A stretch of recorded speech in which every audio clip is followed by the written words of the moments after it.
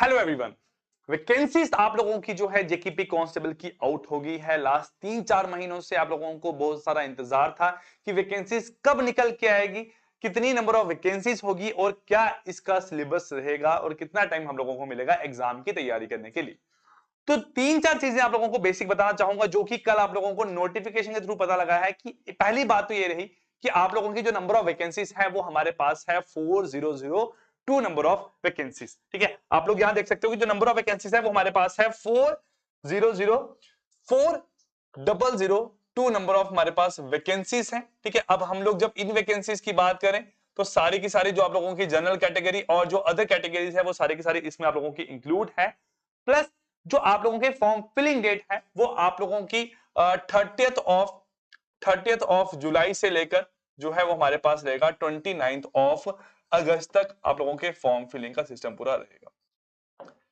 जो भी बच्चे एग्जाम की तैयारी करते हैं वो सिर्फ दो चीजों को दिमाग में लेके चलते हैं कि हमें एग्जाम की तैयारी करने के लिए एक तो नंबर ऑफ वैकेंसीज कितनी है, ज्यादा वैकेंसीज है तो हमारे सिलेक्शन के जो है चांसेस ज्यादा रहते हैं। दूसरी बात जो है क्या सिलेबस इस एग्जाम का रहेगा।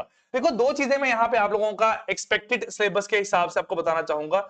एक पहली बात तो ये रही कि एग्जाम जो है वो आप लोगों का जम्मू एंड कश्मीर पुलिस का है। ठीक है, जम्मू एंड कश्मीर पुलिस का एग्जाम है तो देयर आर चांसेस कि जो पुराना सिलेबस हो वही सेम सिलेबस आप लोगों का रहे। दूसरा यह है कि इस बार जो एग्जाम है वो कंडक्ट कर रहा है आप लोगों का जेकेएसएसबी। तो चांसेस है कि जेकेएसएसबी अपने अकॉर्डिंगली जो है एग्जाम का सिलेबस आप लोगों का यहां पे बना के दे, जिसके हिसाब से आप लोगों का एग्जाम कंडक्ट होगा। अब कल से जैसे ही हम लोगों ने जो है अपना नया बैच स्टार्ट किया है, पुराने बैच में हम लोग ऑलरेडी मैथ, रीजनिंग, इंग्लिश, ठीक है, आप लोगों का कंप्यूटर, जनरल नॉलेज में आप लोगों का हिस्ट्री एंड पॉलिटी पढ़ा रहे थे। बट अगर मैं बात करूं जैसे ही कल से अनाउंसमेंट हुआ है बच्चे इस बात को लेकर परेशान है कि सिलेबस क्या होगा और क्या हम कौन सा सही टाइम है जिस टाइम पे हम लोग एग्जाम की तैयारी करना स्टार्ट करेंगे।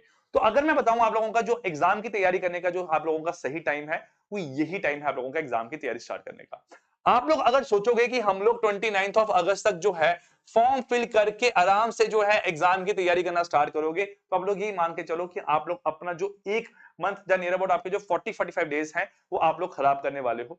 क्योंकि अगर आप लोग ये सोचते रहोगे कि फॉर्म फिल करेंगे, जेकेएसएसबी एग्जाम का सिलेबस कब लेके आएगा, तो आप लोग अपना टाइम खराब करोगे। मैं ऐसा एक एक्सपीरियंस के साथ बता रहा हूं कि जेकेएसएसबी जनरली जो अपने एग्जाम का सिलेबस देता है वो अपना मिड के टाइम पे आपका सिलेबस देता है जब आप लोगों के फॉर्म फिलिंग हो रहे होते। जनरली उसके बीच में मतलब मान के चलो कि मेरे अकॉर्डिंगली जो है एग्जाम का सिलेबस जेकेएसएसबी एज पर जो पुराना एक्सपीरियंस मेरा रहा है 15-20 अगस्त के अराउंड आपको टाइम जो एग्जाम का सिलेबस है वो देगा। हो सकता है लेट करे, हो सकता है कल ही दे दे, बट जो एक पुराना एक्सपीरियंस है मेरा वो यही है कि चांसेस है कि इन डेट के बीच में आप लोगों का एग्जाम का सिलेबस निकल के आएगा और इसके खत्म होने के बाद निकल के आएगा। बट आप लोग जनरली सोचो कि जब हम लोग किसी एग्जाम की तैयारी कर रहे हैं तो क्या सिलेबस यहां पे रहता है हर एक एग्जाम की तैयारी करने के लिए। आप लोग इंडिया में कोई भी एग्जाम हो रहा है, जम्मू एंड कश्मीर में कोई भी एग्जाम हमारा जो कंडक्ट हो रहा है, आप किसी का सिलेबस भी अगर यहां पे उठा के देखोगे तो जनरली जो कंपोनेंट हम लोग यहां पे सिलेबस में देखते हैं, जैसे मैं पहला कंपोनेंट यहां पे बात करूं, हम लोग देखते हैं आप लोगों का जनरल इंग्लिश। ठीक है, जनरल इंग्लिश में आप लोगों का वही सब रहता है जो कि हर एग्जाम के सिलेबस में है।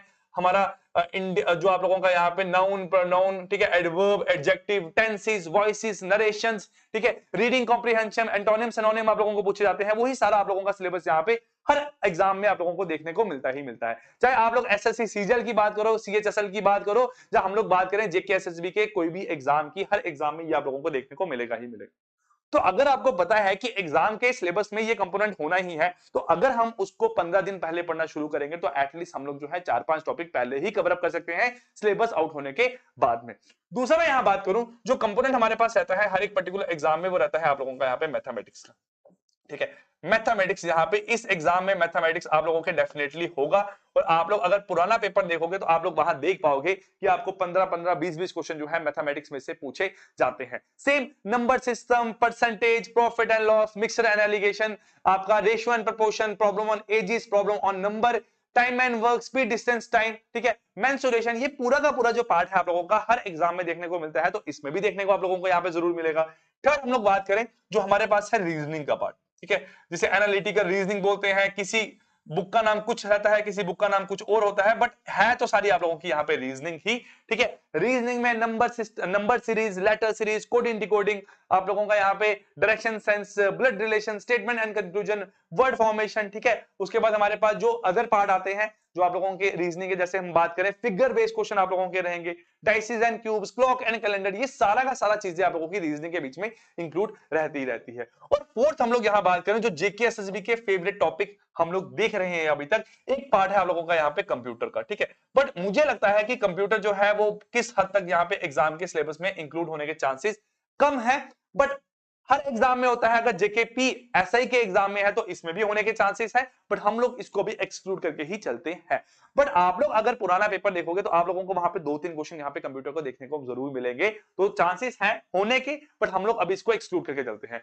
फिर हम लोग यहाँ बात करें जो आप लोगों का पार्ट आता है जनरल नॉलेज का।